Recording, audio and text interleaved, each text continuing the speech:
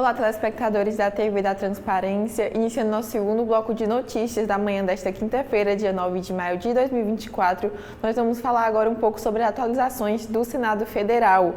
A Comissão de Constituição e Justiça do Senado aprovou por 17 votos favoráveis contra 8 o turno suplementar do projeto de lei 1958 de 2021, que prorroga por mais 10 anos a política de cotas raciais para concursos públicos e processos seletivos para a administração pública federal, direta e indireta, incluindo fundações privadas e autarquias.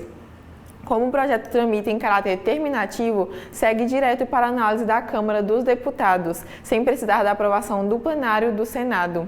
O tema terá que passar pelo plenário apenas se 9 senadores apresentarem um recurso contra a matéria em até 5 dias úteis. O projeto aprovado aumenta dos atuais 20% para 30% do total das vagas reservadas para cotas raciais, incluindo ainda grupo dos indígenas e quilombolas. Atualmente, as cotas raciais para concursos alcançam apenas a população negra, que inclui pretos e pardos. A Lei de Cotas para Concursos de 2014 vence no dia 9 de julho. O relator do projeto, o senador Humberto Costa, rejeitou as 4 emendas apresentadas pelos senadores Sérgio Moro, Flávio Bolsonaro, Plínio Valério e Rogério Marinho, que se manifestaram contra o projeto.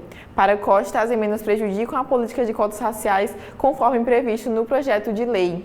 A CCJ ainda rejeitou todos os destaques apresentados pelos senadores contrários à matéria, mantendo o texto do relator Humberto Costa. A única alteração aceita pelo relator foi uma mudança de redação para trocar a palavra negro por preto e pardo, após manifestação do senador Plínio Valério, que defendeu que pardo não seria o mesmo que negro. Abre aspas. E quando ele for atrás da bolsa e disser que é negro, ele vai ser vítima de discriminação e acusado de fraudador porque ele não é negro. Fecha aspas. Humberto Costa explicou que a legislação prevê que negros são todas as pessoas que se declaram pretas ou pardas, conforme definição do Instituto Brasileiro de Geografia e Estatísticas, o IBGE. As pessoas que estão chateadas com essa possibilidade de serem consideradas negras são negras, disse o relator, acrescentando que a discussão se trata de uma concepção preconceituosa. Abre aspas, mas vamos fazer porque o que interessa hoje é que a gente aprove essa definição, fecha aspas, concluiu aceitando a mudança de redação. Outra atualização é que, em votação simbólica, o plenário do Senado aprovou na quarta-feira, dia 8, o projeto que estabelece a tarifa social de água e esgoto em âmbito nacional, beneficiando famílias com menor renda. O texto aprovado é o substitutivo da Câmara, elaborado a partir do texto original do senador Eduardo Braga, do MDB, que já tinha sido aprovado pelo Senado. O projeto foi aprovado na forma de relatório do senador Flávio Arnes, do PSB, e previamente submetido à Comissão de Assuntos Econômicos. Arnes também emitiu relatório pela Comissão de Direitos Humanos, lido em plenário com adequações redacionais. Agora o texto segue para a sanção presidencial. Segundo a proposição, o valor da tarifa social será metade do valor cobrado pela menor faixa de consumo. Ela será aplicada aos primeiros 15 metros cúbicos consumidos. O que ultrapassar esse limite, a cobrança será pela tarifa normal. Nos locais onde já for praticada a tarifa social, ela poderá continuar existindo. Emenda de plenário restaurou o dispositivo aprovado pela Câmara que aplica a tarifa social aos primeiros 15 metros cúbicos. A versão anterior do Senado tinha adotado a faixa de 10 metros cúbicos por ser adotada pela maioria das entidades reguladoras do país. Também foi retirada a competência da Agência Nacional de Águas e Saneamento Básico, a ANA, para estabelecer diretrizes nacionais que orientarão a definição do limite máximo de renda abaixo do qual as famílias terão direito à tarifa social. Foi restaurado o texto original que determina como limite a renda mensal de até meio salário mínimo per capita. As famílias que têm direito à tarifa social deverão ser incluídas automaticamente pelas companhias de abastecimento, a partir de dados que tiverem acesso. Aquelas que tendo o direito não forem contempladas poderão solicitar a sua inclusão. A família que deixar de preencher os requisitos necessários para a tarifa social terá o direito a ela por mais 3 meses, devendo ser avisada sobre a perda iminente do benefício nas faturas correspondentes. Perderá o direito à tarifa social quem fizer ligação clandestina de água e esgoto, danificar de propósito os equipamentos destinados aos serviços ou compartilhar a água com família que não tiver direito ao benefício. Em qualquer dos casos, a família terá 3 meses para corrigir a irregularidade. E, por fim, o Senado também aprovou o projeto de lei que classifica como crime hediondo e homicídio qualificado o assassinato de juízes, promotores, procuradores, defensores e advogados públicos, oficiais de justiça e policiais legislativos e judiciais. O texto teve voto favorável do senador Everton, do PDT do Maranhão, que acatou emendas dos senadores. O projeto retorna agora para a Câmara dos Deputados. A matéria classifica como homicídio qualificado o assassinato de magistrados, como juízes, desembargadores e ministros de tribunais superiores, e de membros do Ministério Público, como promotores de justiça e procuradores federais. A medida se aplica ainda quando a vítima for cônjuge, companheiro ou parente consanguíneo e por afinidade até o 3º grau, o que inclui pais, filhos, irmãos, avós, bisavós, bisnetos, tios e sobrinhos, além de cunhados, sogros, genros e noras e parentes por adoção. Além disso, a pena por lesão corporal praticada contra as autoridades ou seus parentes também é aumentada em até 2/3. As penas por lesão corporal variam de 3 meses de detenção a 12 anos de reclusão, conforme as características e os resultados do crime. De acordo com o projeto, a lesão corporal de natureza gravíssima ou seguida de morte também será considerada crime hediondo.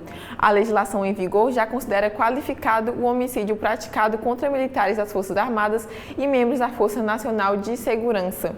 A regra vale ainda para integrantes das Forças de Segurança do Estado, como a Polícia Federal, as Polícias Rodoviária e Ferroviária Federal, Polícias Civis e Militares, Bombeiros Militares e Policiais Penais. Segundo o PL 4015 de 2023, o aumento da pena e classificação como homicídio qualificado ou como crime hediondo depende de o crime ter sido praticado contra a vítima no exercício de suas funções ou por causa delas, ou pela condição de parente da autoridade.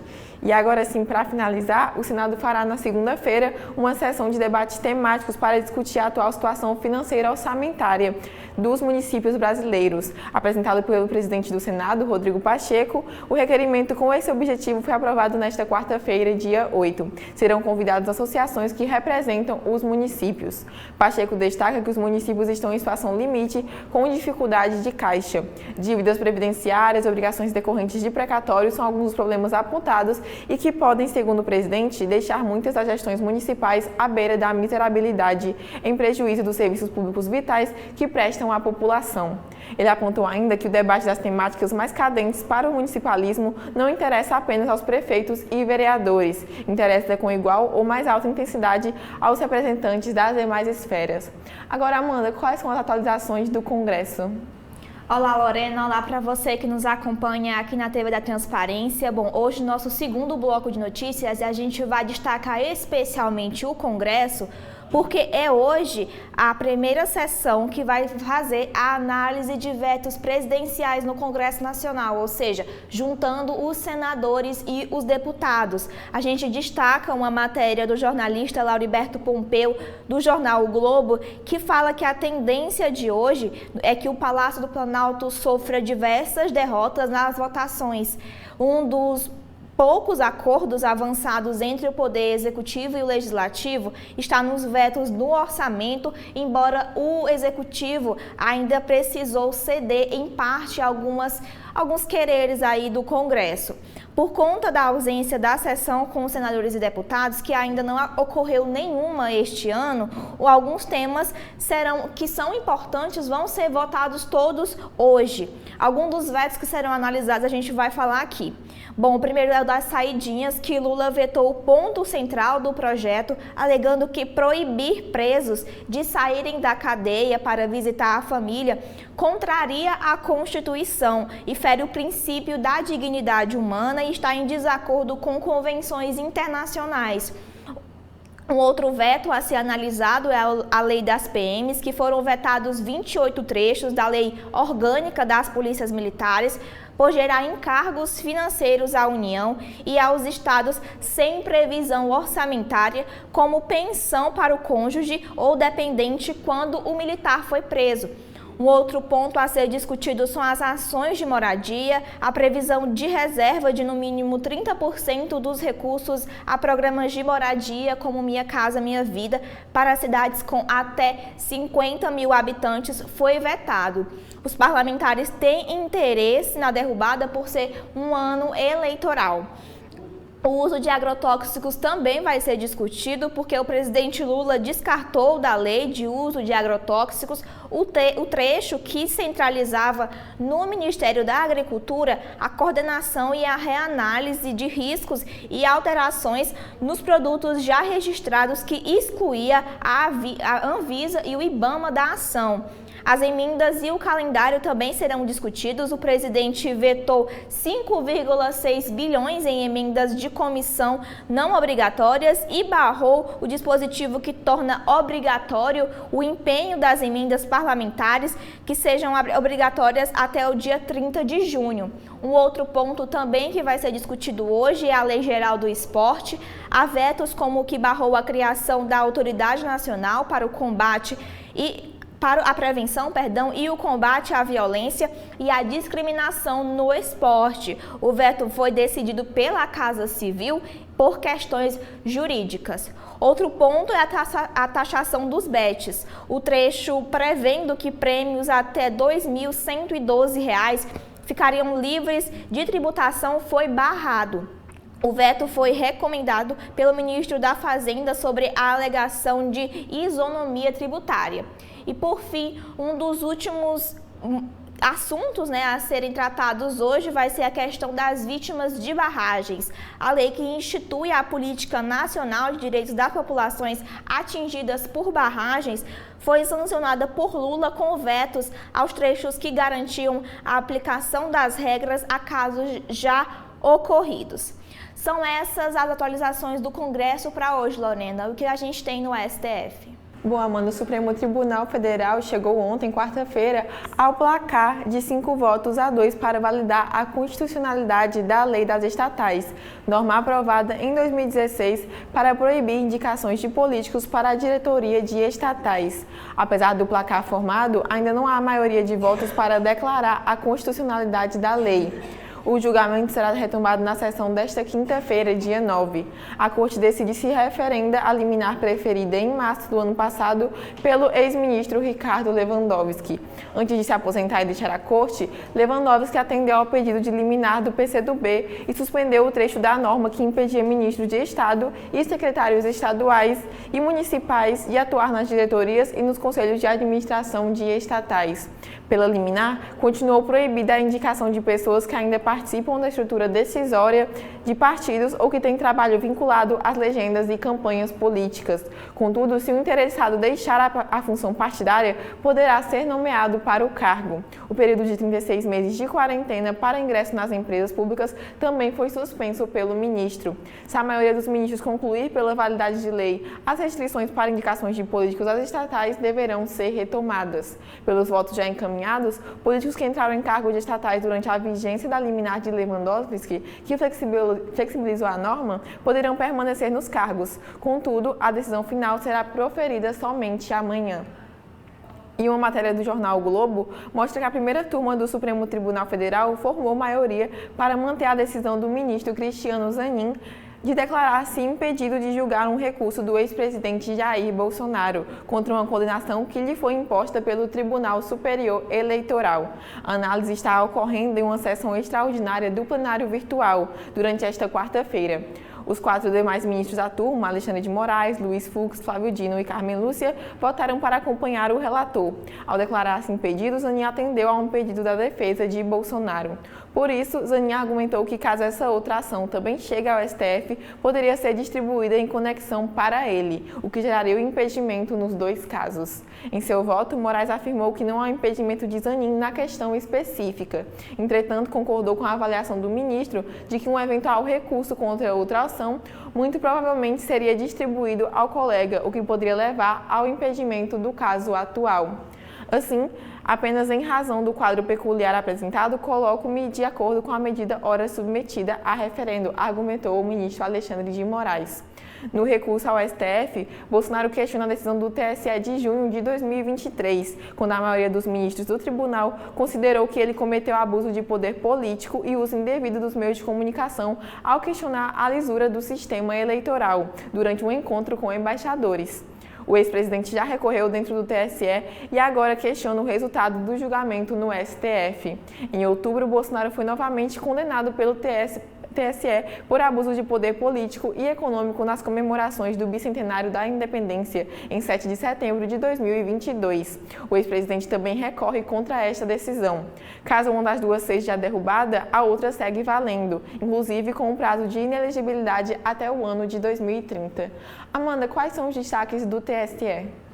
Bom, Lorena, a gente começa falando aqui que o plenário do Tribunal Superior Eleitoral reconheceu por unanimidade o indeferimento de candidaturas femininas sem a reposição dessas vagas por outras candidatas e constitui fraude à cota de gênero. A decisão foi tomada por uma análise de recurso apresentado pelo MDB em face da decisão que rejeitou a ação contra a impugnação de mandato eletivo do partido PTB pelo lançamento de duas candidaturas fictícias ao cargo de vereador em Belém, no Pará, nas eleições de 2020. As candidatas tiveram os registros indeferidos, mas não foram substituídas. Ao reconhecer a fraude à cota de gênero, os ministros decidiram cassar o mandato dos candidatos veiculados ao PTB, no município e anular a votação obtida pelo partido em eleição proporcional,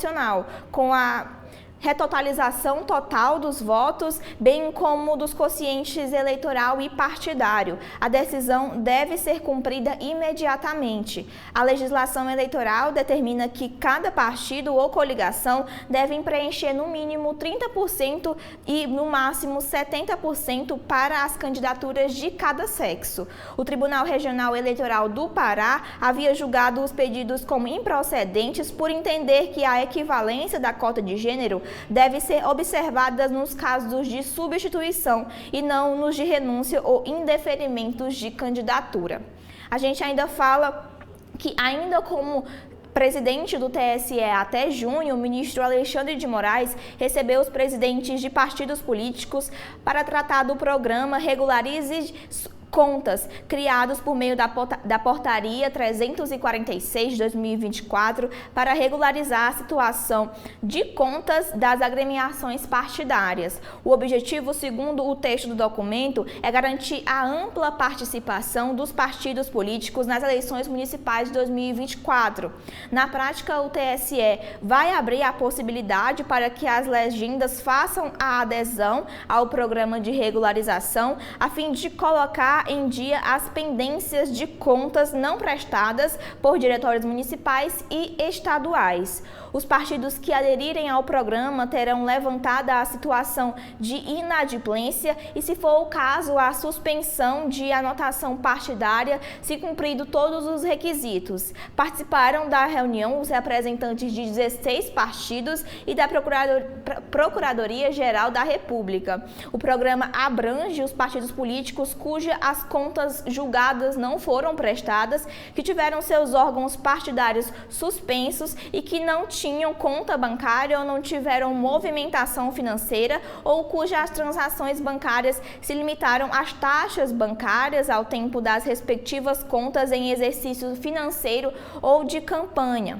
E a gente ainda tem que, para hoje, o TSE deve julgar um recurso que envolve um suposto abuso de poder político praticado por Romeu Zema, então candidato à reeleição do governo de Minas Gerais e atual governador, e por outros gestores da administração pública nas eleições de 2022.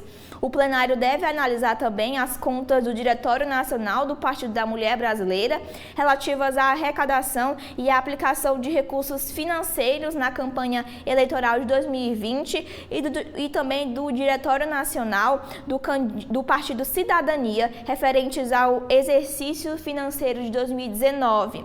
Também deve retomar o julgamento de recurso contra a decisão do Tribunal Regional Eleitoral de Tocantins, que julgou improcedente uma suposta fraude à cota de gênero praticada pelo MDB no município de Porto Nacional, em Tocantins, nas eleições de 2020. E também, por último, na sessão administrativa, os ministros devem analisar a consulta apresentada